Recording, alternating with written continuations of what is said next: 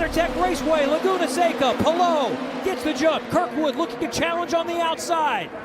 Nice clean start, but Kyle Kirkwood going big, deep into turn 2. Can he hold it side by side, that pink and black machine to the front? That's what I was talking about. Jam up Alex Palou. Kirkwood getting it done as Colton Herta and Alexander Rossi go side by side, and that is Scott McLaughlin in the red-white car off in the dirt early at the exit of turn 3.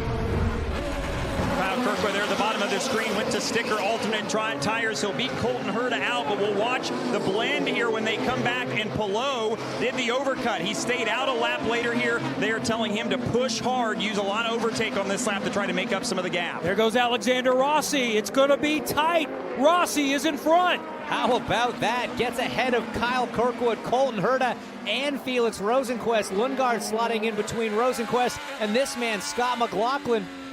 And the lead trio is in the pits. Palou, Dixon, Grosjean. As we watch this battle sort itself out. Oh, inside goes Scott McLaughlin. Lundgaard's off. And now that styrofoam sign is stuck to his right front main You guys plate. are free on the nose. Big crash. 51. Giotto off heavy. Let's see the replay here. Oh, he just got loose. Lost it early. Maybe even dropped a wheel on the entrance curb. Great jump, and Grosjean is trying to take a peek at Pato O'Ward for second coming up the hill. Going to be tough for Grosjean. He's on those blacks. He's got O'Ward in front on the reds. The grip is going to go to O'Ward, but Grosjean's trying to make it work on the outside. Townsend, I think he got it done.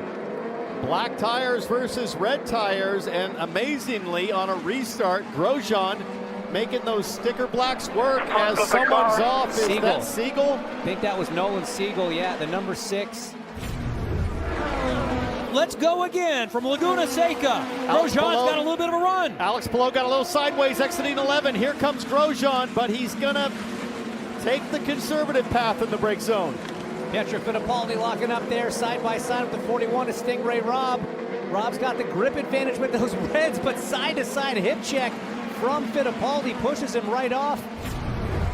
Alex Palou knows that he only needs to wait for a high percentage opportunity. Even if it doesn't come, he can make it work on the in lap, the out laps. He's got lots of time. He doesn't need to force anything. He really doesn't. They'll peel off in front of him. He'll have as many clear laps as he wants to try to make the overcut work, but he's got a great run. He's going inside here at the corkscrew, and it's not even a contest. Herta having to back off, and a pass for the lead at the top of the hill. And Christian Lundgaard with a little hip check, and that is going to send Marcus, was that Marcus Armstrong in the wall? He just pulled out in front of a car at huge speed. That could have been disastrous. We haven't gone yellow yet. I'm not sure if that engine's still running. They're waiting for maybe to see if he can get it going, or they're letting people like Joseph Newgarden get into the pit lane. Yeah, he's in a pretty vulnerable position. Time to go again from WeatherTech Raceway, Laguna Seca. James Herta got all kinds of sideways out of turn 11. Does Rossi take advantage? Here comes Rossi to the outside. He'll have a look, and now he's going to press. He's going for it. It's not going to work. Smart to back out of it. Now he's got to go defensive against Grosjean into 3, but Rossi on those reds, they're going to be a little bit better for the first couple corners. Herta again sliding out of turn 3, punishing the rear Firestones on that 26. Look at the blocking, the wide. swerving as they go into the corkscrew. There's no way that's going to work. Full air, full send for Christian Lundgaard. No! And this will be another yellow. Big front impact. The driver on the right, that's Kiffin Simpson on the left. But somebody square into the concrete as we look at the back of the car. The Mobile One of Graham Rahal. Let's take a look here. So it started with Kiffin Simpson just going a little bit wide, hooking to driver's left, right across the traffic. Rahal nowhere to go. He was so close. He avoided that incident with Armstrong earlier. Great jump for Alex Palou. Headed down into the Andretti hairpin, which is turn 2 after the kink. Rossi's got a run on Herta. Late on the brakes for Rossi, but not late enough. Palou learned from his first one. Didn't get the squirrely exit out of 11. Grosjean thought about the outside of Rossi, couldn't make it stick. They're all line astern through turn 3. How much dirt did Grosjean get on his tires by going wide? Because Joseph Newgarden in the Hitachi car on the charge. It looks like Grosjean's okay. They're single file to turn 5. Oh, car off. Joseph Newgarden again in turn 6. And he might stuck. be beached. Guys, with 2 to go, the leader's coming to get the white flag here. If the yellow comes out, that's going to end it. Oh, he's able to get going, so we'll stay green. And his mastery at Monterey continues. In 4 races, it's been a podium every time. Alex Palou has won the 2nd time at WeatherTech Raceway Laguna Seca and takes the lead in the championship. Thank you so much, guys. Up next, it's the Honda Indy 200 at Mid-Ohio, Sunday, July 7th. Watch it at 1:30 p.m. on NBC. With that, welcome to the Push to Pass podcast. I am Derik Vance, and hopefully everyone enjoyed what took place this past weekend there at Laguna Seca in the IndyCar race there. Again, huge congratulations obviously goes out to Alex Palou and the whole number 10 DHL Honda Chip Ganassi crew, obviously for winning the Firestone Grand Prix of Monterey at WeatherTech Raceway Laguna Seca. We will break that down, discuss, analyze, and things of that nature here in the next hour or so. But as always, as you see over there on the other side of the screen, Josh is here with us. Michael will be here momentarily. But before we get to Michael, Josh, I know you watched the race a little bit. We're going to get into that here shortly. But how are things over there in your neck of the woods? Good over here. Can't complain too much. Just had a good dinner, and now I'm on here to entertain you folks that are going to be watching us, and hopefully you enjoy the show. Yeah, absolutely. Definitely hoping people enjoy the show. If you're watching it live or if you are watching the replay of it, either on video or listening to it on audio, I do see that our viewership, Josh, is skyrocketing here at the moment. 23 people watching us on X or Twitter, I guess, depending on what generation that you came from.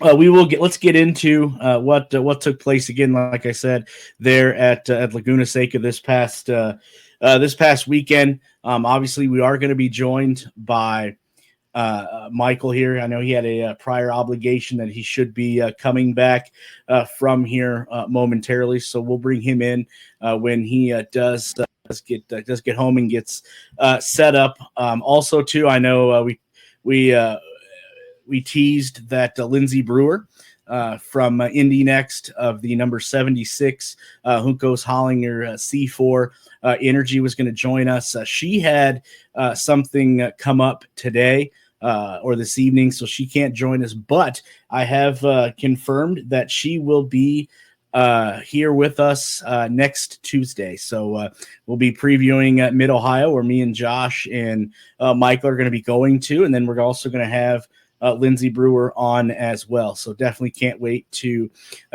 speak with her. So without further ado, Josh, let's get into it. Let's analyze and break down a little bit what was the Firestone Grand Prix of Monterey out there at WeatherTech Raceway, Laguna Seca, just a few days ago.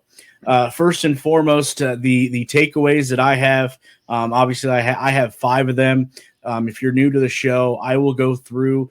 We'll go through one by one, and then I love to hear and I'll ask the input, obviously, from Josh and Michael, because their input is spot on.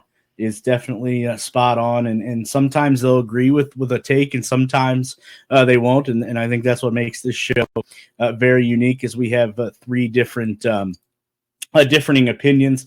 But the first thing, the first takeaway that I had, Josh, and this is something that I think all 3 of us now seems like week in and week out are pounding the table on, and it is the where'd that the TV coverage. And I know you're going to have a strong response and analysis about this, but I thought the TV coverage on Sunday was lacking.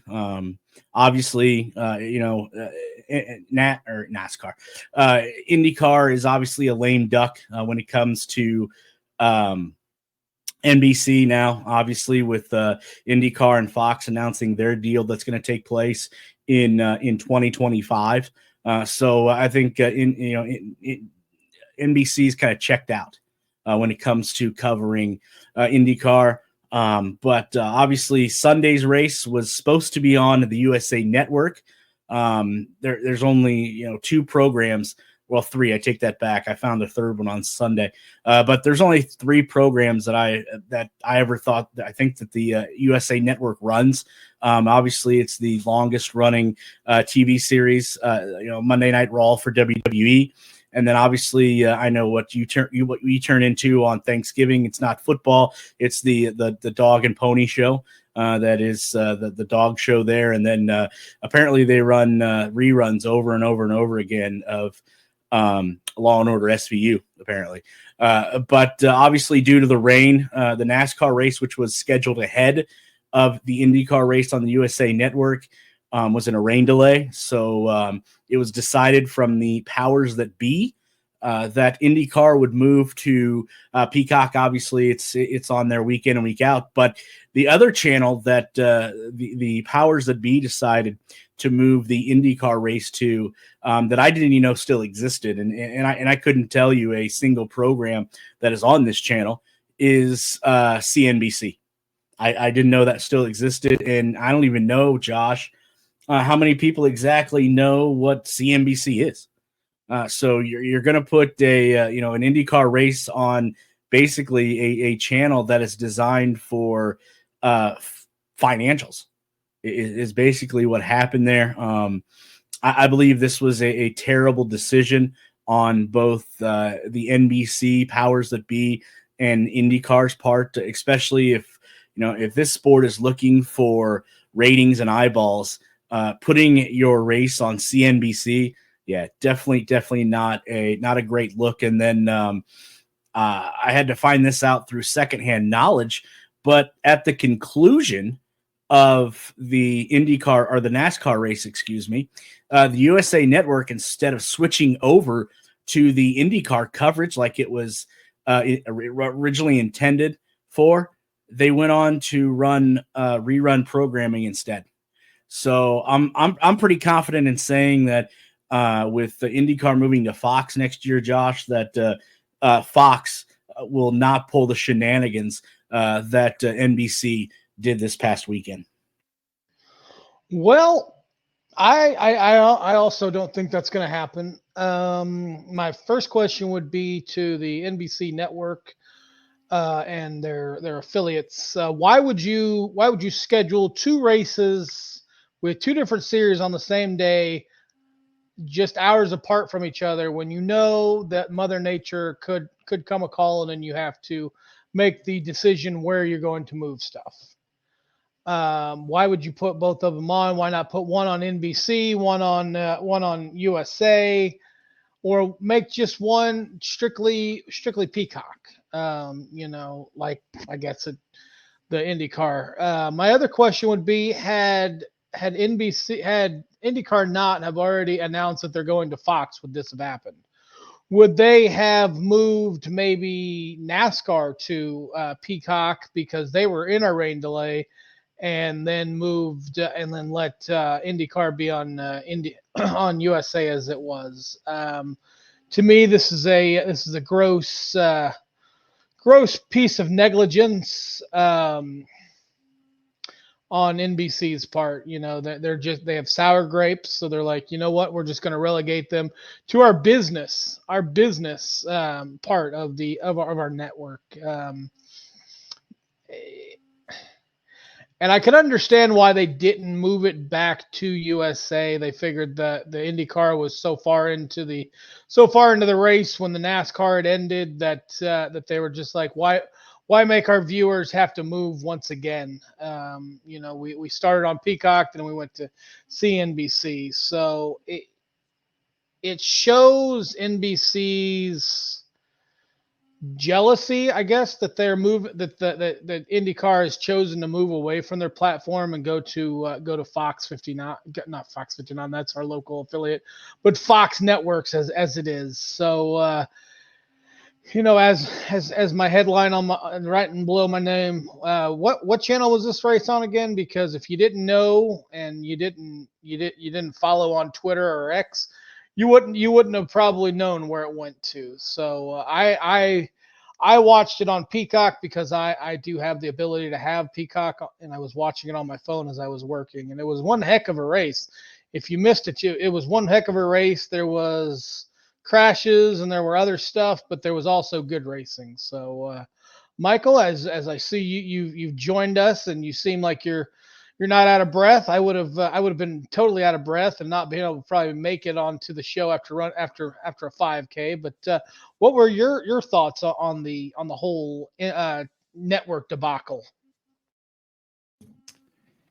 Yeah, I mean, we were chatting back and forth in our group message, and it was like, oh, the race is strictly on Peacock, and then it was like, oh, it's going to CNBC, and it's like, we follow the sport and we're all confused. So I mean, for the average fan, yeah, it's pretty bad for IndyCar.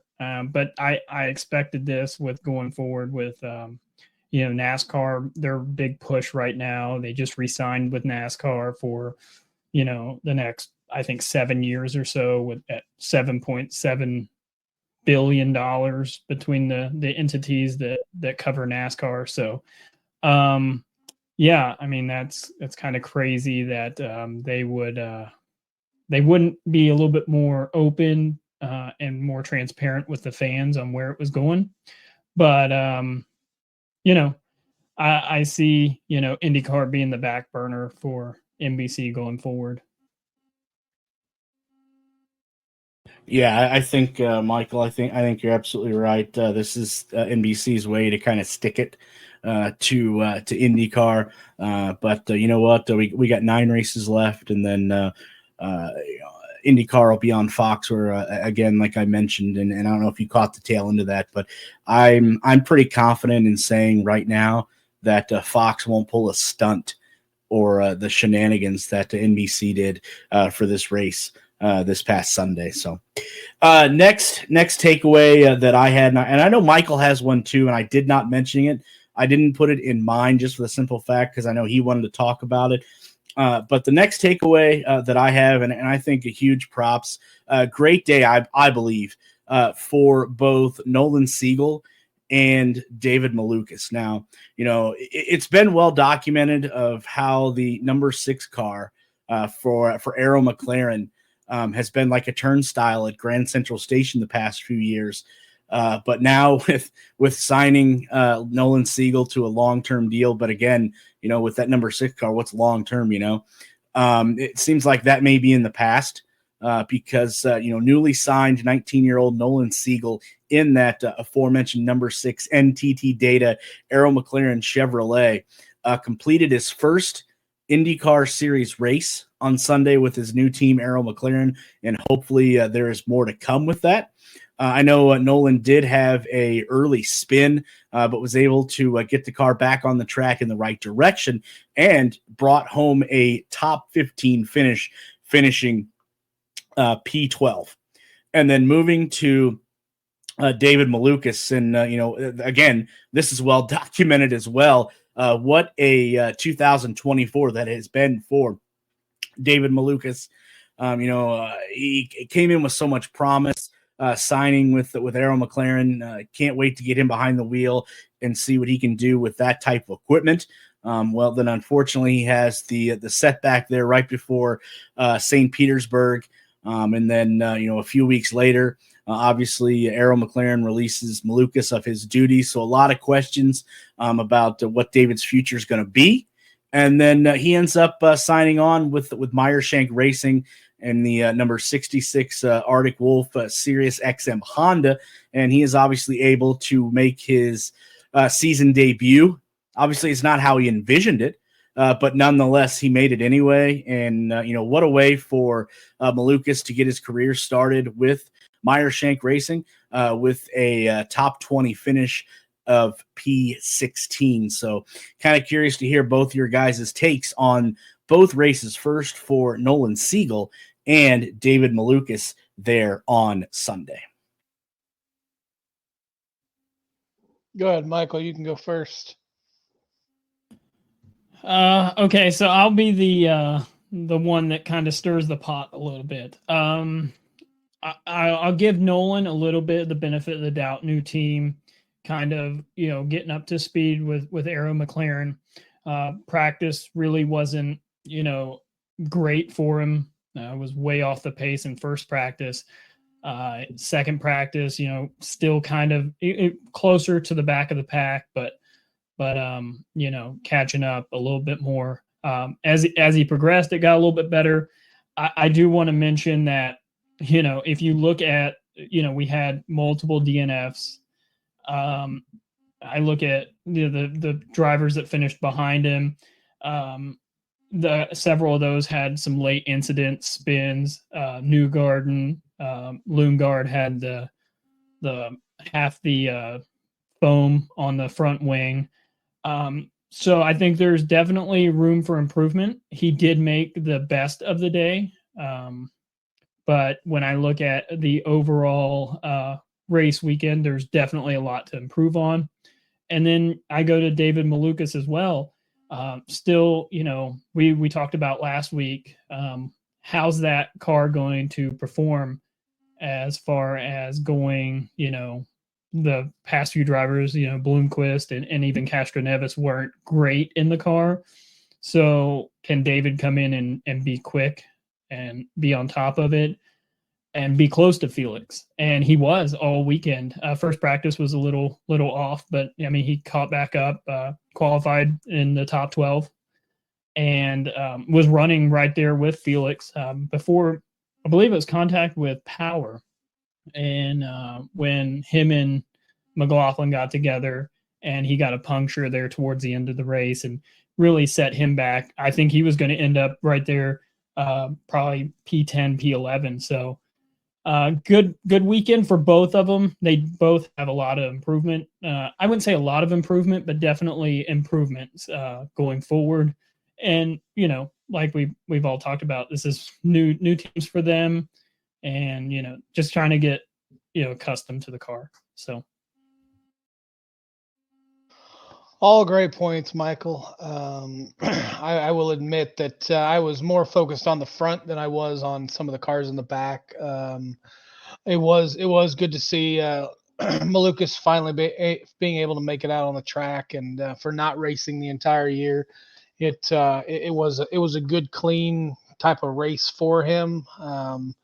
Being able to finish the race for him must be a relief, not being able to drive most of the year and being able to get back in the car. So, and then on Siegel's part, he's still young. He's got some growing pains. He got in some dust ups with a couple cars. So I look for him to go forward and keep getting better as the year goes along. I don't really have any expectations for him other than just hopefully he finishes the rest of the races that he's in and can go into next year having a full season in front of him, and he can improve, because as we know, there's a couple drivers that are getting older. And we're going to need more superstars to take their spots. And I think he has the ability. It'll be interesting to see how he progresses in his career. I agree with both of you. Obviously, both of them left a lot to be desired, I think. But, the sky's the limit for both of them, their potential. Obviously, what we've seen at the levels that both of them have driven at so far in their young careers. the sky's the limit. The potential's there, the skills there. It's just putting it all together. And I think with driving time and seat time, I think both of them young men, Siegel and Malukas, will obviously put it together. The next takeaway, and some people have a passion of disdain for this individual. But my next takeaway is again, we talked about Josh and Michael. I don't know how much you watched prior episodes, Josh, but we talked about Pato Award playing the bridesmaid. Well, I think we have another bridesmaid in this wedding party, and it is Romain Grosjean being so close once again. Now, if you guys are a fan of classic rock, as I am, I think the singer, the late great Tom Petty, said it best: is the waiting is the hardest part. And for Romain Grosjean, I think he understands that more than anybody. After Sunday's race, I don't know if you two were aware of this or not, but after Sunday's race, it has been 4,743 days, July 30th, 2011, since the last time Romain Grosjean tasted victory at any level of auto racing. That's unbelievable. 4,743 days. But since moving to the NTT INDYCAR Series, Grosjean, like I said, has been close so many times. 6 podiums in 4 years, in 7th at Road America. And then today, obviously, or on Sunday rather, was no exception as well. Grosjean driving the number 77 Hunkos Hollinger Racing Chevrolet. Came home with a top 5 finish, P4, which is his best finish of the season. And, we talk about growth. You guys did with Nolan Siegel and David Malukas and how there's room to grow.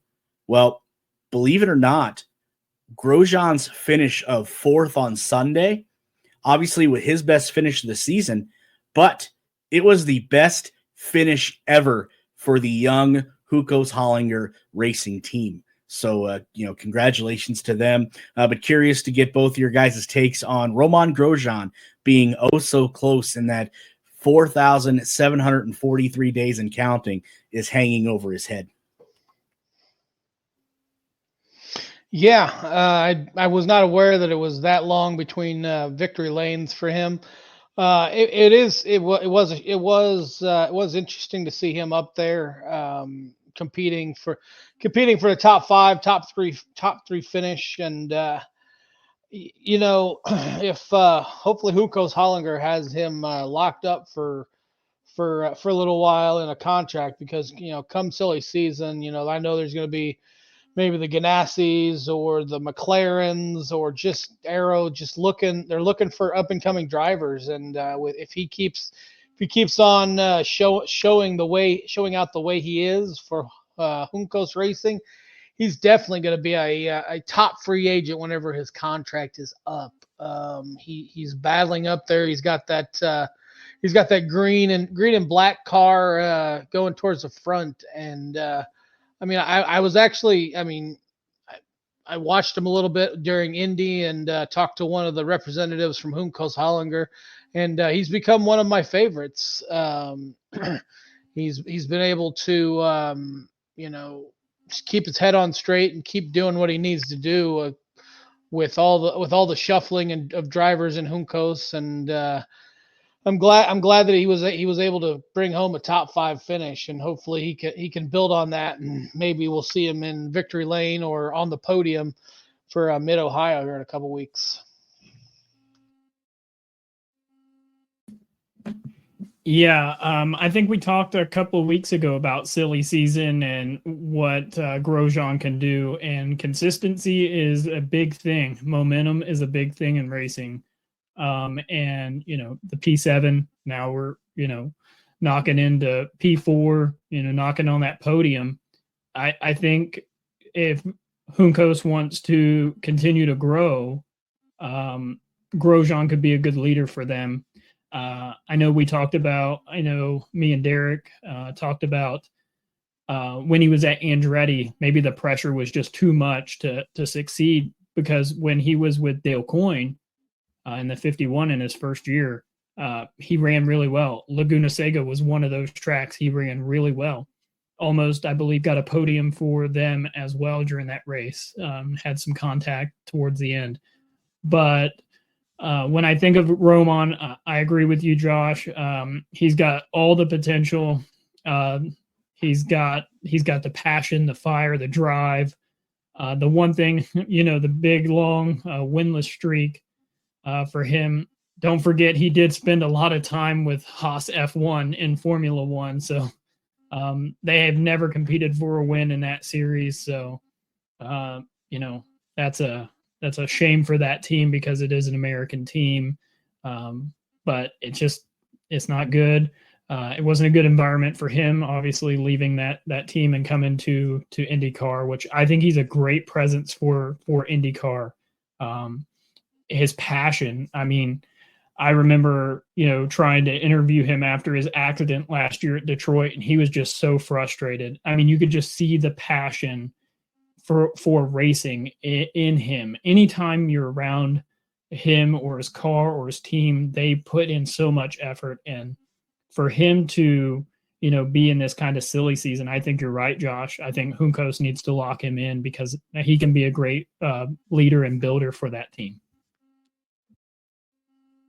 Yeah, Juncos was looking for a veteran presence, kind of like what Major League Baseball teams do when they're down to the stretch to make the playoffs, and they're looking to add that one piece, that veteran presence, and I think that's what Ricardo Juncos sees in Roman Grosjean. Obviously, he's taken Augustine Canapino under his wing, so to say. And he's that veteran presence that Juncos was missing, and now they have that, and hopefully they don't let that slip through their fingers for sure.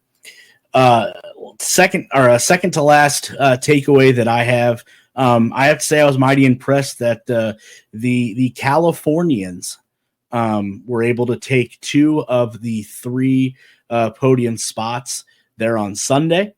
They always say, Josh and Michael, that it feels good to be home, especially if you're Colton Herta and Alexander Rossi. First, Colton Herta, who grew up about 4 hours from Laguna Seca. He did find himself the fastest in practice session 2 on Saturday, and then got a great qualifying spot there within the top 5, starting in position 4. But then obviously going into the race, Herta was, looking to snap. He has a 37 race winless streak. His last win was back in 2022 at the Indianapolis road course, the first race. And coincidentally, both of these, Herta and Rossi, their winless streaks, their last wins were both at the Indianapolis road course race 1 and 2 back in 2022. But obviously, unfortunately, Herta just wasn't Herta's day in the number 26 Gamebridge Honda for Andretti Global, who came up just short, leading 8 laps, and then obviously coming home in second place. And then as for Rossi, he grew up near Nevada City, California, and he was looking to grab some of that momentum that everyone's looking for, race in and race out for the Arrow McLaren team as they head towards Mid-Ohio. Rossi did have his own 29 race winless streak continuing after Sunday. He tried to break it, but like I said, just like Herta, it just wasn't meant to be.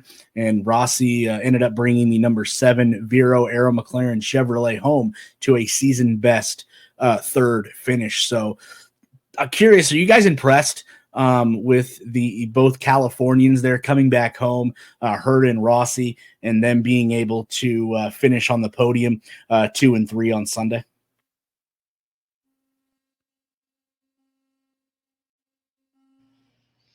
Go ahead, Mike. You can take that one.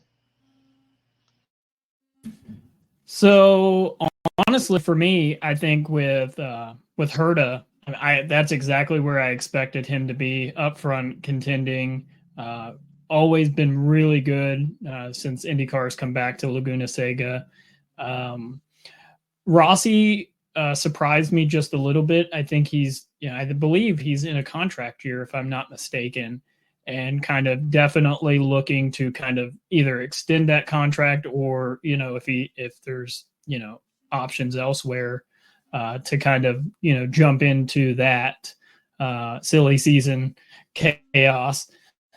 And for me, I don't know if either one of you can clarify, but when he was interviewed post race on Peacock, it kind of sounded like he was a little aggressive towards Kevin Lee. I'm not sure, and that when you and I know we all cover motorsports, but like the media is there to kind of get your story, and when you're kind of throwing jabs at them, or you're not really wanting to cooperate, it kind of rubs people the wrong way, like, because the fans want to know what happened, or they want to know your insight. And the only way most fans get that is either social media or the Peacock post-race show. So I think that's always been one of my biggest, and it's not just, Rossi, it's several drivers, and not just in the IndyCar series. It's in professional sports all across. Honestly, the fans are what pay your bills. And I feel like the fans deserve a little bit of respect in those moments. And obviously the members of the media, small and big, definitely deserve a little bit of, respect. So Rossi was definitely a surprise for me up on the podium, but I mean, he has the potential to be great. I mean, he's with a championship winning team, or a potential championship winning team. And, they have fast cars, but it seems like when they kind of struggle a little bit, they kind of lose their mind. I mean, across the whole team. I mean, when Pato's had some mistakes this year as well.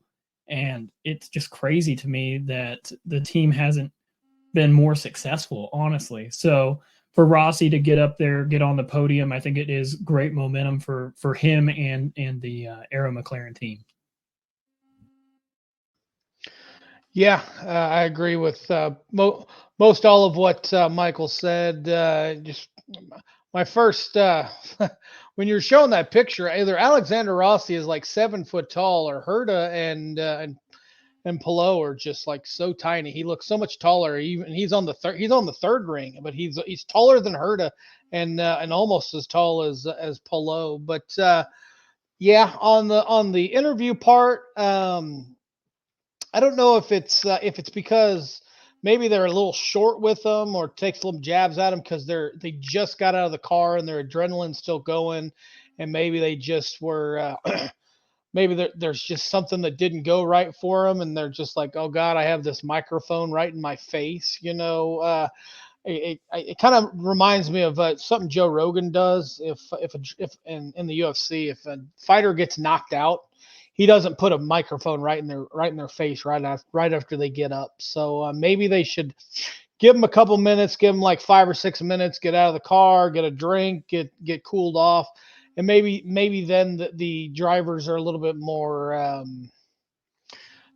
apt to talk to them and be a little bit more open with them. But maybe just putting a microphone in their face right away isn't the best thing. But Herta, I didn't choose Herta to win, but I thought he was going to be able to catch Palou there at the end. But Alex was the better driver and was able to hold him off. And Rossi coming home in P3 for Arrow is probably, outside of that pseudo win that they were handed at the beginning with Pato because of disqualifications, that's probably one of the best things that's happened to them.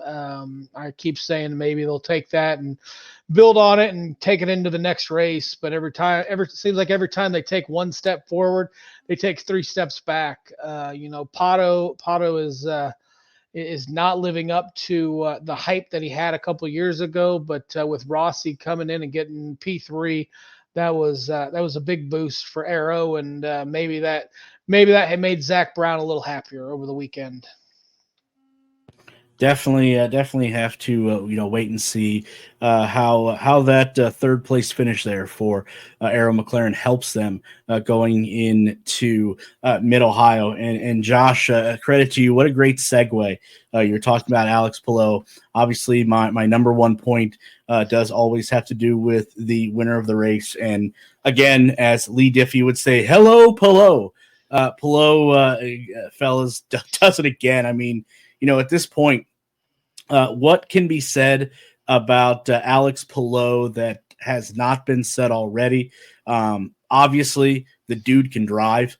I think there's no question there. And then, if you are questioning his driving, well, just look at the back. Go buy you a pack of the NTT IndyCar Series trading cards and look at his stats on the back, because that's going to prove it. Palou earns his second win in the last 3 years at Laguna Seca, while also collecting his second victory of the season, and most importantly, regaining the championship points lead by 23 points with 9 rounds left. Now, if you don't have in front of you the back of Alex Palou's racing card, I can't say baseball card, I want to say that, but it's not. Listen to these stats, and I'm a huge, and you can ask Josh and Michael. I am a huge statistics guy, but in 5 years in the NTT IndyCar Series circuit, here's what Alex Palou has done. In 72 starts, 11 wins, 5 poles, 2 NTT IndyCar Series championships, 29 top 3s, 37 top 5s, and he has led just under a total of 800 laps. Guys, I don't know what else can be said about Alex Palou, but I'm going to sit back and let you guys figure that out. There's not a lot more that can be said about him. He's a dominant driver. That's obviously why another team was wanting to bring him on, and I think he was smart to stay with his team that he has now. He's always consistent. He's consistent is probably the most correct term I could use. He may not win all the races. Last year he did have he had a streak where he won multiple races in a row, but he's up there. He's always going to be in that top 10, top 5 top 10, top 5 contenders bracket. And had it not been for an accident or a collision on pit road last year in the Indy 500, we may not have had a 2-time winner this year. Because I think he was the most dominant car up until that collision on pit road in Indy. So he could have had an Indy 500 title on his accolades. So he's looking to be, I don't know when the last time somebody went back to back for the NTT Series championship, but he's in the driver's seat now, and everybody else should probably worry, because once he gets in that driver's seat, he doesn't tend to want to relinquish that lead to anybody. So it was a heck of a drive on Sunday, and I look for him to continue his dominance going into Mid Ohio next week.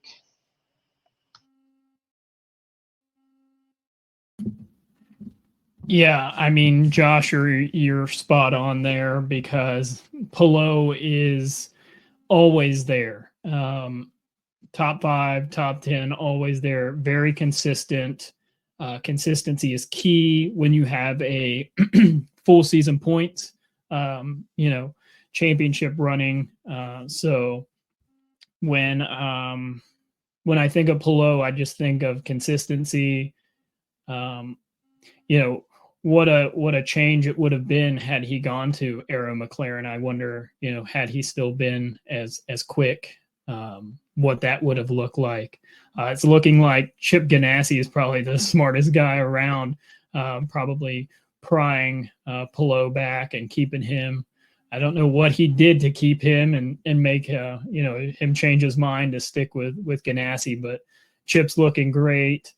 Chip loves winners. I always love when a Ganassi car wins because I always like to get on X and tweet that Chip loves winners. He'll use that hashtag all the time, and normally I can get a like back from Chip Ganassi when I tweet or X or whatever we're calling that platform now. So that's always cool when you get up in the morning or you check later on X and you got a like from Chip Ganassi. So yeah, Palou, man, I don't know if he wins the championship this year, it'd be pretty interesting. Derik has all the stats, so he may know who's won the championship back to back. That facial expression, maybe not, but I would say either Franchitti or Dixon would be the last driver to go back to back in championships, but I could be wrong as well. But I see Derik typing as quick as possible to find those stats. But yeah, I mean, man, that would be very impressive if he can go back to back, because Will Power talks about it all the time, how competitive the IndyCar series is right now. And he's absolutely correct. It is very competitive.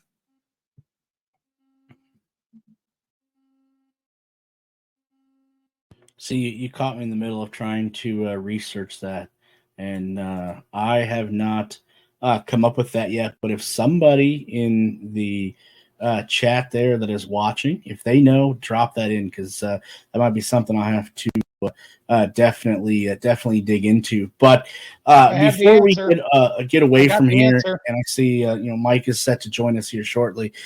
Michael, I know you had a interesting takeaway on Sunday that I didn't mention, that I'm going to let you expand on a little bit before we hear about the success that our betting aficionado had on Sunday. But Michael, like I said, you had an interesting take on that. Expand on that a little bit. Okay, before we get to that, Josh, what's the answer? Dario Franchitti. Okay. 09, 2010, and 2011. He was a three-peat. Oh, I think those were the years him and Power were fighting tooth and nail for it. That is correct. Sorry, I found that on Wikipedia. Oh, yes, one of our favorite go-to sources to get into a late night run on. But yes, Derik, you had some great points in your takeaways, and you asked if we had any, and mine was the strategy. One thing I love about the IndyCar series is the multiple tires, and just when cautions come out, your pit strategy, things like that. So you had Palou on one strategy and you had Herta on another. And for them to come out, and I know there were some late race cautions and things like that, but for them to be on two different strategies and finish 1-2, it just goes to show yet again how close the IndyCar series is.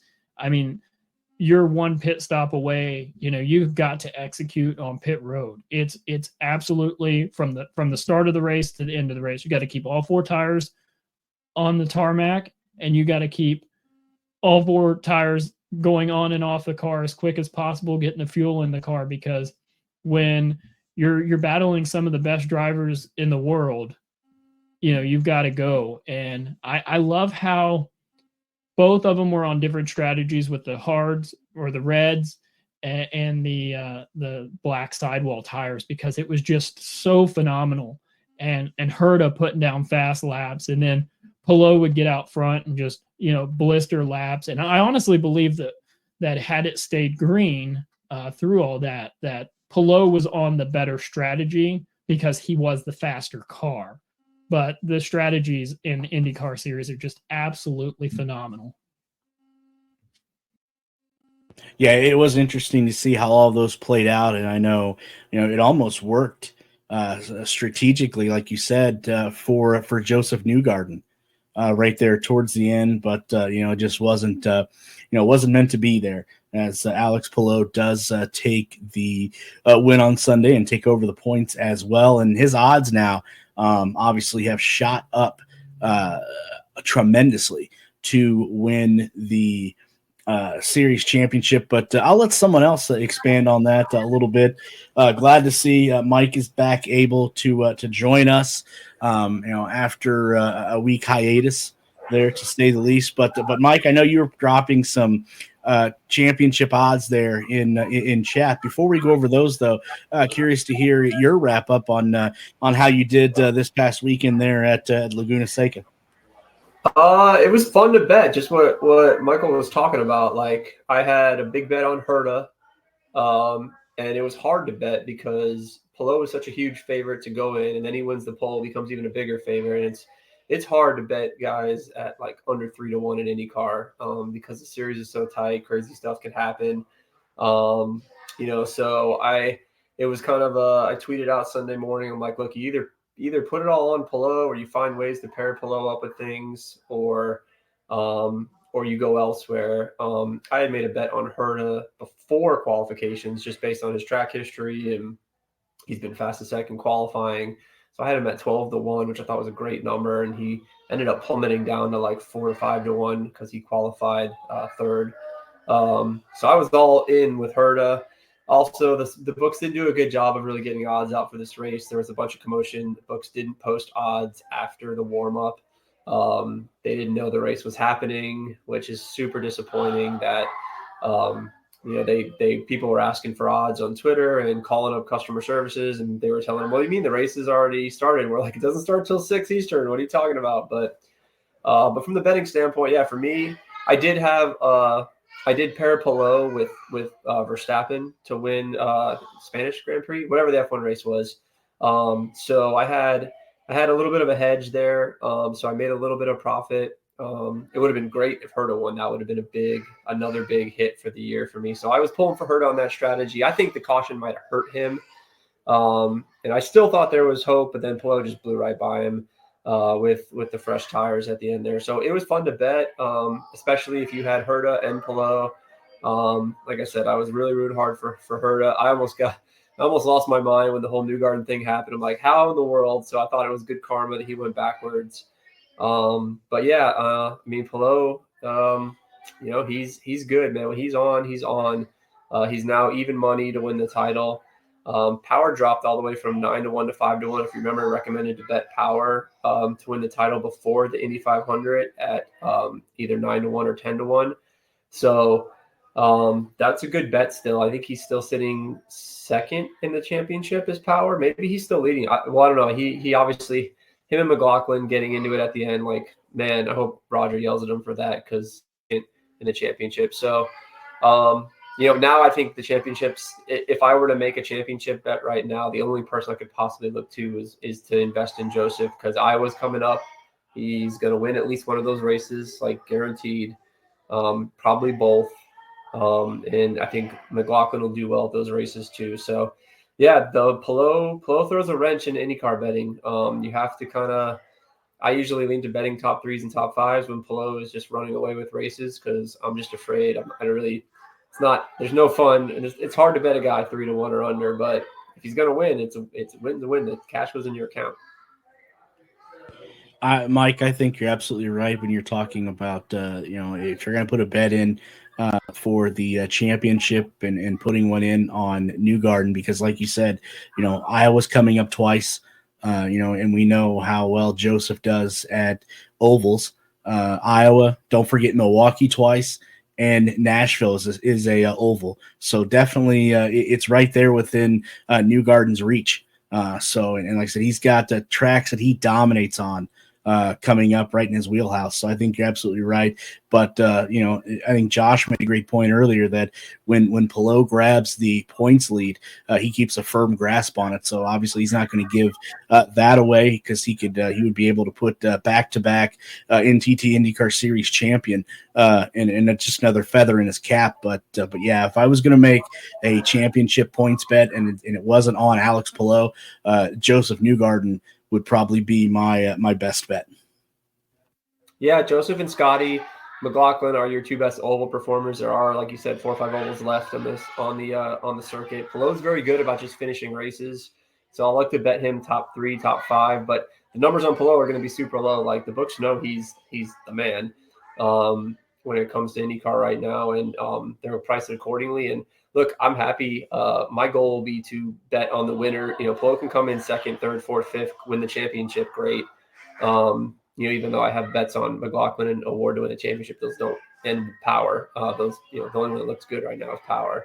But he doesn't necessarily win the race. And if I can find a guy at 10-1, 8-1, 5-1, 15-1 that wins the race while Palou collects his points in the top 5 every race, then that's how I win money. So that's just a way to make the betting, maybe make the IndyCar races a little more fun. If Palou's just kind of just showing up top 3 every race, you can still find top 3s and top 5s and find some winners. So hopefully that's great. Like, the sports books probably don't know that Palou is not awesome at ovals, so maybe we get Joseph at a better number in Iowa if Joseph's way down in the points. Like, that would be full send if the sports books give us like anything above 2-1, 3-1 for Joseph at Iowa. So we'll be looking at that, and then there's still plenty of races to go to make a bunch of money, and hopefully we get more options in the sports books know when the races start.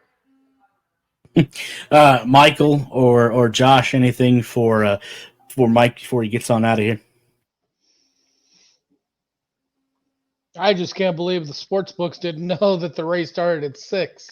They know a table tennis tournament over in Hong Kong starts at 2:00 in the morning, but yet they don't know that a race that's close to Vegas, close. I mean, you're within driving distance, within 5 hours. They didn't know that it started that late. That's just insane. I get promos to bet table tennis. Let's put it this way: I have never ever gotten a email or a alert or a promo to bet an IndyCar race. Well, I probably get one a day to bet table tennis. So it's a little ridiculous. And darts, that's another one that I get promos for. And look, I still think that's IndyCar's fault. They need to partner. I'm hoping maybe Fox maybe that's the key to unlocking some of that, because Fox does a ton of stuff with when they, with their racing that they were in with betting. So I thought NBC would do it. They try. It's just, it's gotta, you have to actually want to. So man, maybe it happens in the future, but yeah, the sportsbooks don't, like, there was a big controversy this week. Sportsbooks didn't know how to grade Rossi's top 5. They graded his top 3 as a win, and they graded his top 5 as a loss. And my Twitter blew up with people like, "What do I do? What happened? Caesar's got it wrong." And it took a little bit for them to understand that if the guy came in 3rd, his top 5 bet also cashed. So that's just because they don't, know IndyCar. So, every time I think we're making progress, sometimes we take a step back, like last week's race. So we'll see, man. A lot more people engaged in the betting side of it. It makes the race so much more fun. Throw a couple bucks on it. It's such a mainstream thing. There's hundreds of millions of dollars involved with DraftKings, FanDuel, Caesars, MGM. So I think it could help grow IndyCar if people get their arms around it. So we'll just keep talking about it and see what happens. Mike, good stuff as always. Look forward to seeing what you have next week for us for Mid-Ohio. So we'll let you get back and do some research, and we'll talk to you again in about a week's time. All right, guys. Have a good night. Good stuff there for Mike. If you're not following him already on Twitter, shame on you. His Twitter handle there is rolling across the screen as we speak. All right, we went through. We did our takeaways there, and then Michael added one there with the strategies, which I was going to let him do because I knew absolutely nothing about that, but I did find it interesting. Let's take a look now at the results from the race if you have not seen them already. Obviously, as we said, the race winner was Alex Palou, followed by Colton Herta, Alexander Rossi, Roman Grosjean, and Kyle Kirkwood were your top 5. Then it was Scott Dixon, followed by Will Power, Pato O'Ward, Santino Ferrucci, and Marcus Ericsson round out the top 10. Then it was Felix Rosenqvist, Nolan Siegel, who we talked about earlier in the show, Christian Rasmussen, Pietro Fittipaldi, Christian Lundgaard, David Malukas, again, who we talked about earlier as well, Lunas Lundqvist, Augustine Canapino, Joseph Newgarden, and Stingray Robb, Josh's favorite driver, there rounds out the top 20. Then it was Scott McLaughlin, Marcus Armstrong, Kiffin Simpson, Graham Rahal, Jack Harvey, Renus VK, and Luca Guido round out the 27 drivers that made up the field on Sunday. Taking a look at the newest point standings there as they stand. Obviously, Alex Palou, as we've talked about here, is your points leader. Then it is Will Power, Scott Dixon, Colton Herta, Kyle Kirkwood, Pato Award, Alexander Rossi, Scott McLaughlin, Joseph Newgarden, and Christian Lundgaard round out your top 10. Then it is, Felix Rosenquist, rather, round out your top 10. Then it is Christian Lundgaard, Santino Ferrucci, Marcus Ericsson, Roman Grosjean, Marcus Armstrong, and Graham Rahal round out your top 16. And I didn't put the rest of the slides on there. Look at that. 17 through 25, as that is going to load, and it may take a little bit of time, but it is Rinus VK, Lunas Lundquist, Pietro Fittipaldi, Kiffin Simpson, Kiffin Simpson round out your top 20. Then it is Augustine Canapino, Christian Rasmussen, Stingray Robb round out your top 23. So, fellas, from the results there on Sunday and the point standings as they speak, or as they stand, rather, anybody stick out to you that is having a season that may be a little bit under the radar, or maybe having a bad season that the expectations were just a tad bit too high for them at this point?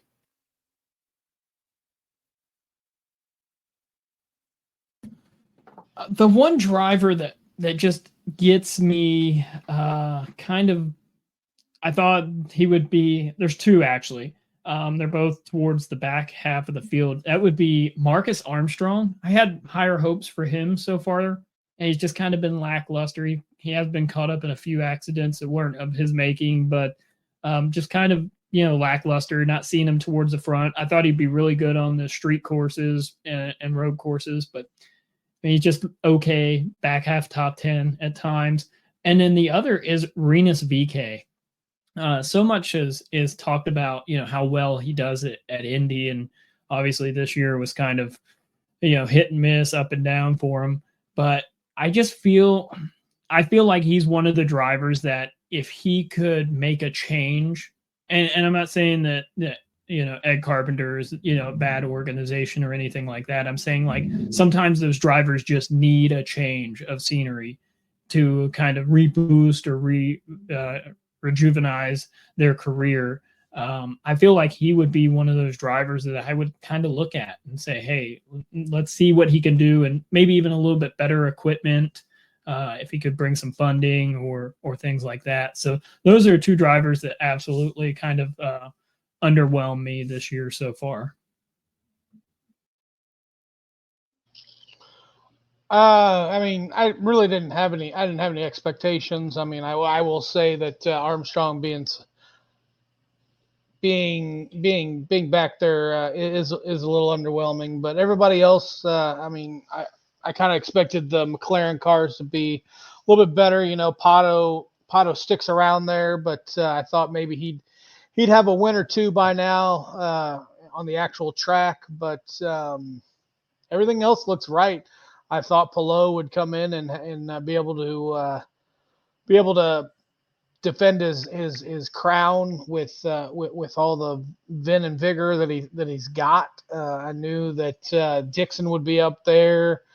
All the wily veterans are up there, but everything looks about the same, or how I would imagine it would go. I'm in the same boat with Josh on the second point. I thought another year, Arrow McLaren, obviously, one of the more teams that's hyped coming into the year, I thought would have a better year. Obviously, Pato Award and Alexander Rossi, I wasn't quite sure what we were going to get with that number 6 machine. But yeah, I thought Pato Award would be. Obviously he is towards the front of the point standings, but I thought he would be closer than what he is. And Alexander Rossi, being the veteran of the team, I thought would be fighting as well. So we'll have to see how everything shakes out. Again, we still got 9 rounds to go, but we'll just have to wait and see how everything plays out. Let's get to the winning driver on Sunday's race, Alex Palou. Let's hear what he had to say about the race on Sunday. On pole, we know how you love coming to California and getting great results. You take control of the championship standings, but it wasn't as simple as all that, was it? No, it wasn't. I did a terrible execution at the beginning of the race, lost the lead, then lost a couple of places again after our first pit stop. And yeah, the guys had to do all the work for me today. We went on a risky strategy, too risky, but for the position we were in, but it worked out. And the number 10 DHL Honda car was on rail all weekend and especially today. You sure had a rocket ship, but I wanted to talk about one pit stop where you came out on cold tires and managed to still pick up more of an edge on Colton Herta. How do you do that? Yeah, I think that was when we were on alternates. He was on primaries. That's also what caught us at the first pit sequence when I got overtaken by Kyle and Colton. So yeah, it's those tires make a difference. That's what makes it so exciting. So yeah, I'm just super glad that we're here in Victor Lynn. Well, we talked about this before the race, but what is it about you in the state of California? You seem to own the place. The weather and the people, probably. What are your thoughts on the upcoming race at Mid-Ohio? You've got the hybrid coming in. You've got a lot of other exciting things happening with IndyCar. Yeah, it's exciting. It's also exciting that we got the last win on a non-hybrid era. So I think Honda, Ganassi, and DHL are going to be proud about that. But yeah, I'm excited for Mid-Ohio. I think HRC has been doing an amazing job all over those years of preparing for the hybrid. So yeah, I think it's going to be exciting. And how does it feel to be the points leader at this stage of the season? Feels great, but I mean it's too early. So yeah, it's a best position to be in now, but need to keep on getting those wins. Everybody in Northern California is really happy for you. Congratulations. Thank you. That is the winner of today's race, Alex Palou. An outstanding performance today. That was, like I said, the race winner there on Sunday, Alex Palou. And speaking of race winners, I do believe that one of us did pick the race winner correctly. And I can tell you with 100% certainty who it wasn't. It was me. It was not me. But our race picks there on Sunday, as you see right there, first time going out, and look at that, he is 1 for 1.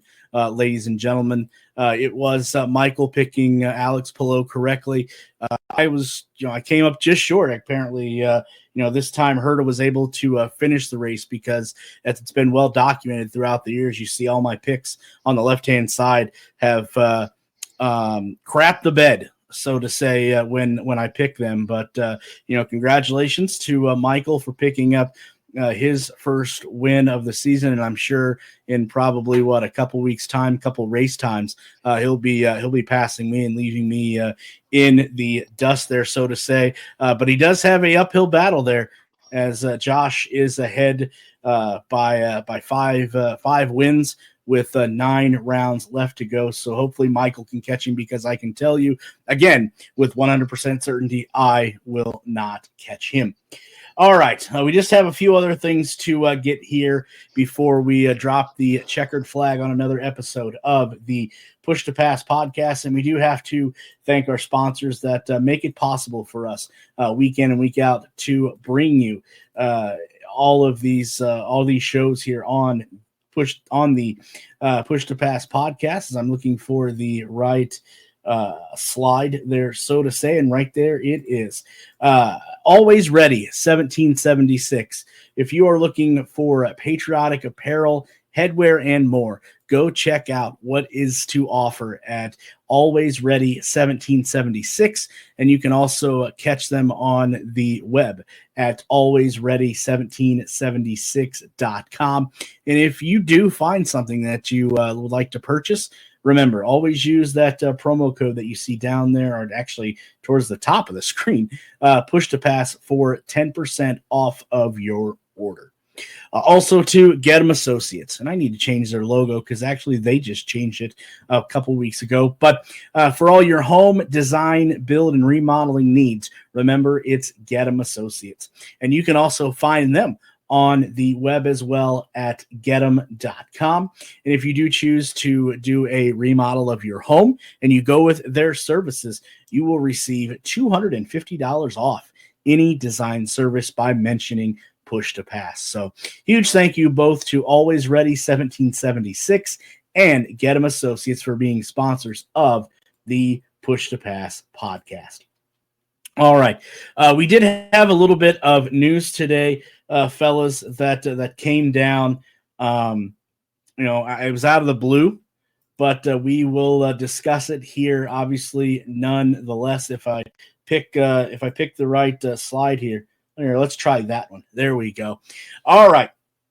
It seems like to me, and again, this is just me, but let the merry-go-round begin at Dale Coyne Racing once again. And what I mean by that is it was announced earlier this morning that veteran of the Indy Next by Firestone, well, it wasn't Indy Next when this gentleman was in there, but a veteran nonetheless of Indy Next by Firestone Racing Series, Toby Swery, I believe that's how that's pronounced, will be the next driver that will drive the number 51 entry for Dale Coyne Racing along with Rick Ware Racing. And Toby will make his NTT INDYCAR Series debut when the series resumes racing on July 5th at the Mid-Ohio Sports Car Course for the Honda Indy 200 at Mid-Ohio, presented by the 2025 Civic Hybrid. Now, the Englishman who is currently racing in the WeatherTech Sports Car Championship, like I said, would be making his NTT IndyCar Series debut. But, however, he does have some experience at Mid-Ohio from his days in the Indy Next by Firestone, like I said, formerly of Indy Lights. That's when he was in that feeder series. And he also did a test last year for Ray Hall Letterman Lanigan Racing at the Sebring International Raceway. Now, Toby was in the Indy Lights series or Indy Next in 2019 and 2021.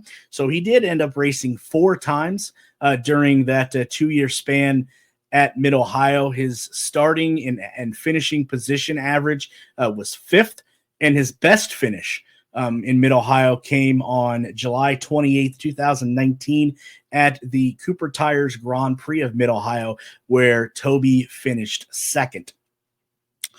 During his two-year run there in Indy Next, Sowry collected 1 win, 10 podiums, and he also led 34 laps out of the 1,005 that he participated in. So, Michael, you may have a little bit more background on Toby than I do. That was just an article I threw together, which you can find on the website that's scrolling down there at the bottom. You can also find an article that Michael did last week there as well. But your thoughts on the revolving door or the carousel that is Dale Coyne Racing currently? It's just.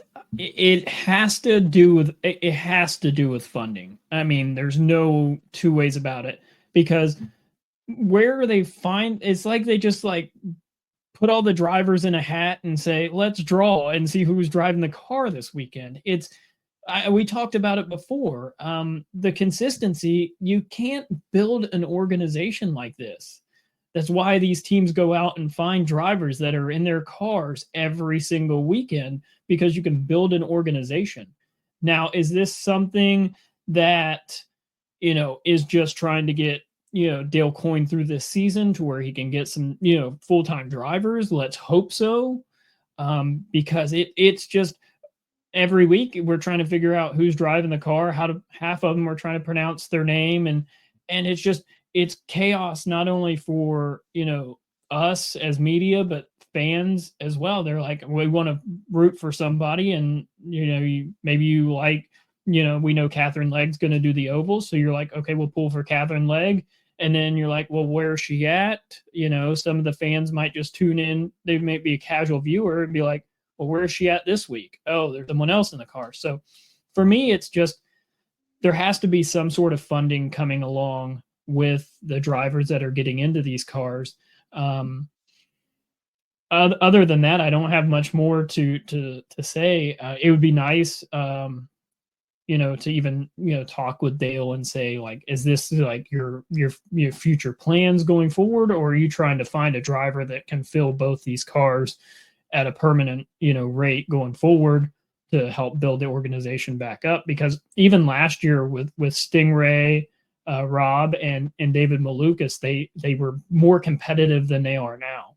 So hopefully that helps going forward if they can get some, and they don't even have. I know so much is made on like being competitive, but that will come over time if you can just have the same person in the car to help build them get comfortable with the car and confidence with the car. So we'll see what the future brings for them. And Josh, I don't know if you have anything else or what your thoughts are with Dale Coyne Racing.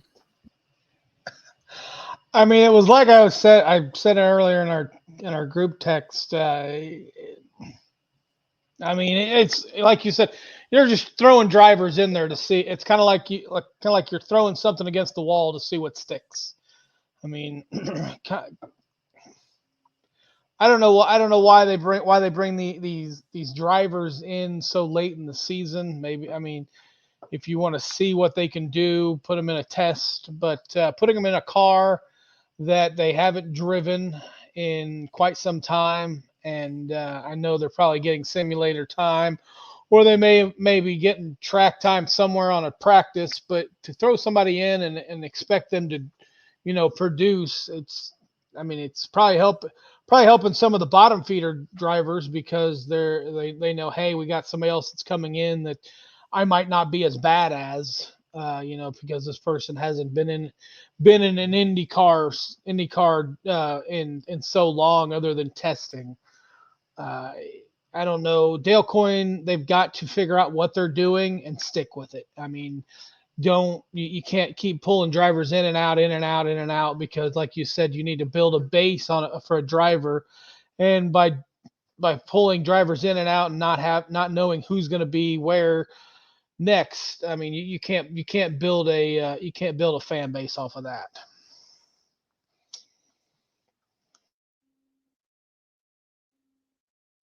Yeah, I think you both bring up very, very valid points, and it's going to be interesting to see what happens going forward there at Dale Coyne Racing. I thought, and I was going to put it in the story, and I didn't. Let me see if I can go back through X real quick, because I know Nathan Brown when this news was announced this morning put out an interesting tweet. And I think it kind of backs up what Michael said, and then what Josh followed with. Here it is again. Hat tip Nathan Brown of the Indianapolis Star. While we're still one driver short of Dale Coyne's 2015 two-car lineup, 8 drivers, but we're well on our way. In 2015, ready for the drivers that Dale Coyne used in 2015. Pippa Mann, Carlos Herretas, Rocky Moran Jr., Connor Daly, Rodolfo Gonzalez, Tristan Valter, who's raced this year, Francisco Dracone, and James Davidson. Now, in 2024, here's the list of drivers Dale Coyne has had race for him. Jack Harvey, Nolan Siegel, Colin Brown, Luca Giotto, Catherine Legg, again, Tristan Valter, and now Toby Soyar. So, yeah, I don't know what to make of this. I don't. But Michael had an interesting point when we discussed this in group earlier about just trying to find someone that's bring funding in, and I made the point. Well, apparently nobody is, because if they were, they would obviously stick with them. So I have no idea what at the end of the tunnel, so to say. But at this stage, it remains dark in my eyes, and I don't know how many other people's. But fellas, I think that about wraps it up for another episode here of the Push to Pass podcast. Before we get on out of here and give our fair dues, either one of you two have anything else that we need to touch on that we might have missed here before the checkered flag drops? Other than me thanking all the viewers on X and YouTube, I think we're at 55 viewers on X, and that's awesome. I mean, I could never imagine having that number. So hopefully one day we can get to triple digits. And I attribute this to Michael. It wasn't until Michael came on that we started hitting these numbers. So you got a big following, Michael. Thanks. No, that was just all the people that were in front of me in this 5K earlier. But yeah, all the followers that are following and watching us get on here and talk IndyCar. It's great. We enjoy the series. It's fun to do this. I still thank both you guys, Derik and Josh, for inviting me on and bringing me a part of the Push to Pass podcast family. I look forward to this every week. My wife is also excited because I get out of her hair for a little bit, but she knows how passionate I am about racing, and for me, it's that's all it is. It's helping to connect fans to learn more about the sport or even get into the sport, because us here, we have to push each other down to help, the younger generation. We have to bring them up and teach them racing, because if we're not teaching younger fans about, the sport, it'll die. So that's one thing that always has stuck with me is to help reach the younger fan base. So that's all I have for this evening. Well, Michael, you can tell your wife the check's in the mail, and it'll maybe take care of some groceries or something. But I think Josh hit it square on the head, and I was looking at the numbers as well there, and we were up to 55 total viewers, and 54 of them were on Twitter or X. So huge thank you, huge shout out to the people there on Twitter and or X for tuning in this evening. Definitely much appreciated. And if you happen to go to Mid Ohio next weekend and you see one of three of us, I think I may have said that incorrectly, but if you see one of us or you see three of us, come up and tell us how much you enjoy the show, or tell us how much you hate the show and how we're wrong. Well, whatever, it doesn't matter. Huge thank you to everyone that tuned in this evening and everybody that will listen to the replay, video or audio. Also, huge thank you to Mike for taking a little bit of time out of his busy schedule to join us. Obviously, he'll be back next weekend as we will to preview Mid Ohio. And then if you missed it at the beginning of the show, driver of the number 76 C4 Energy for Juncos Hollinger Racing in the Indy Next by Firestone Series, Lindsey Brewer will be joining us in the second half of the hour next week. So definitely look forward to that. Also, huge thank you to both of the gentlemen in the box with me there, Josh and Michael, for taking time out of your day, obviously, to enlighten us and make us more aware and knowledgeable when it comes to fans of the NTT IndyCar Series. So for myself and Josh and Michael and everyone else here, that makes up the Push to Pass podcast. We'll be back in 1 week's time to preview the Honda Indy 200 from Mid Ohio. Until then, so long, everybody.